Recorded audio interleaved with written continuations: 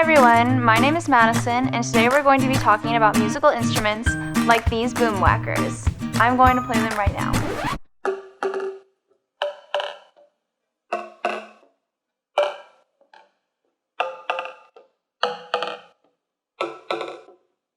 Did you know that making instruments and playing music actually uses science and math? To hear music, you have to use your ears. As you probably noticed, you can hear different sounds from each of the boom whackers. The sounds are based on the length of the boom whacker, and we use our ears to hear all of these different sounds. The musical sounds travel from the instrument to your ear. Your ear is specifically designed to detect these sounds and send information to your brain about what you're hearing. That's an example of the science of your body working to help you hear music. Making music also uses math.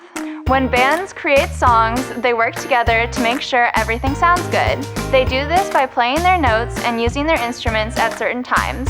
To make sure everyone is working together, musicians count the beats, a musical unit of time, together. Watch this group count their beats at the start of their song.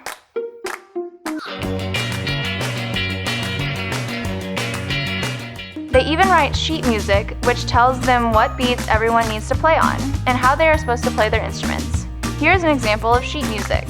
1, 2, 3.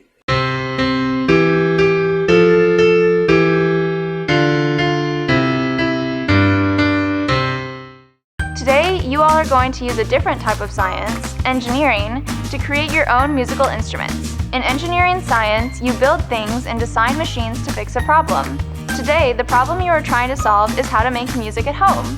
You're going to choose an instrument you want to make and then build it from the materials from Activity 5 in your STEM kit and supplies in your home. You can be creative and make a new instrument, or use ideas from an instrument you already know about. After you decide what instrument you want to make and gather your supplies, start trying to build your instrument.